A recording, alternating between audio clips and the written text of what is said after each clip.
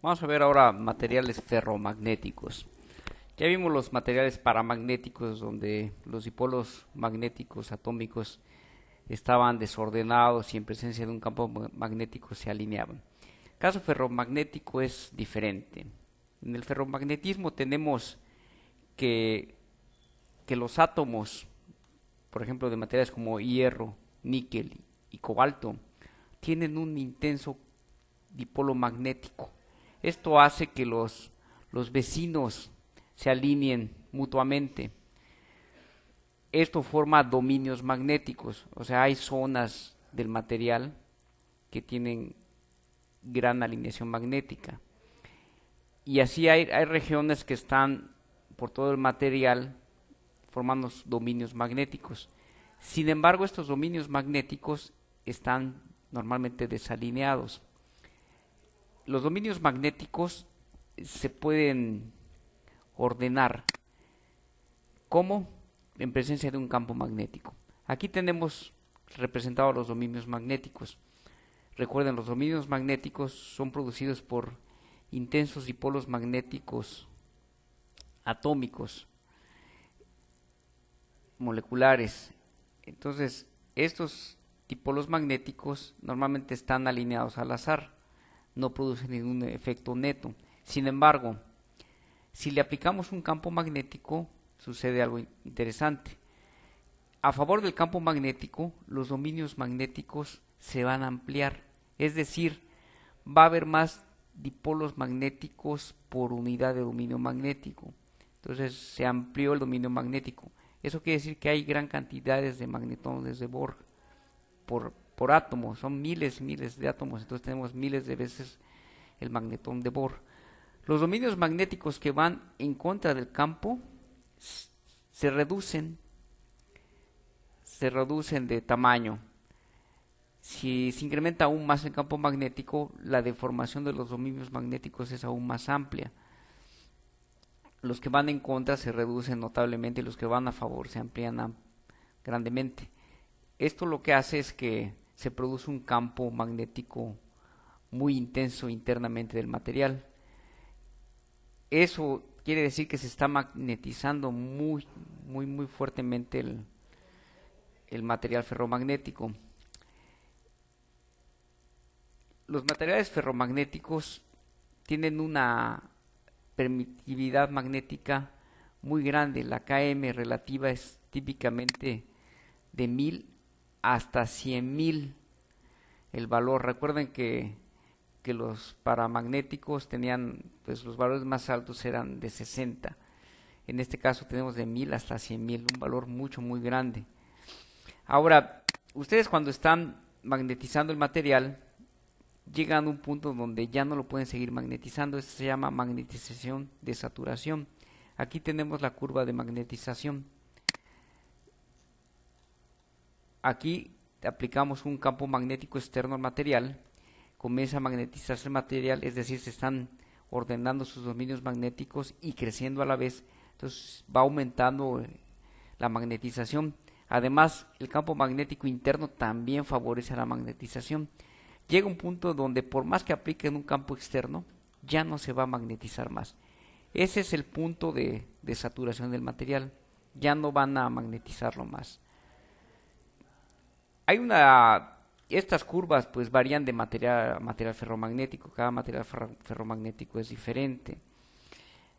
La manera de caracterizar los materiales ferromagnéticos, hay unas curvas que llaman curvas de histéresis. Aquí están las curvas de histéresis que nos dicen las propiedades ferromagnéticas de los materiales. Aquí tenemos tres casos típicos. Esta que está acá es la del hierro dulce. En el hierro dulce tenemos que vamos a partir de acá. Tenemos un campo magnético negativo. Entonces se hace menos negativo. Si ven en este punto ya desapareció el campo, sin embargo el material sigue magnetizado. Esa es una característica de los materiales ferromagnéticos, que si ustedes desaparecen el campo magnético, queda magnetizado. ¿Cómo quitamos la magnetización? Tenemos que aumentar el campo magnético un poco más y para lograr desaparecer la magnetización.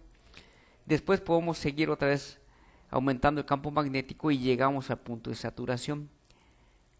reducimos el campo magnético y comienza a reducirse la magnetización. Sin embargo, cuando otra vez tenemos aquí campo magnético cero, sigue magnetizado.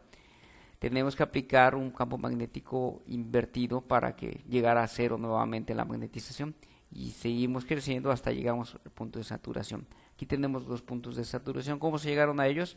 Primero aumentando el campo magnético. Después, ¿cómo regresamos al otro punto? Invirtiendo el campo magnético, reduciéndolo primero y luego aumentándolo. Y llegamos otra vez al punto de saturación. Es notable que la magnetización es diferente a la desmagnetización.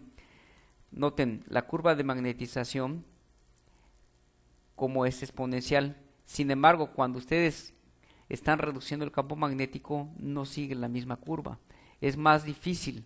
Es decir, recuerdan, hay una magnetización residual en los materiales ferromagnéticos. Ahora, esta curva de histéresis tiene una pérdida de energía.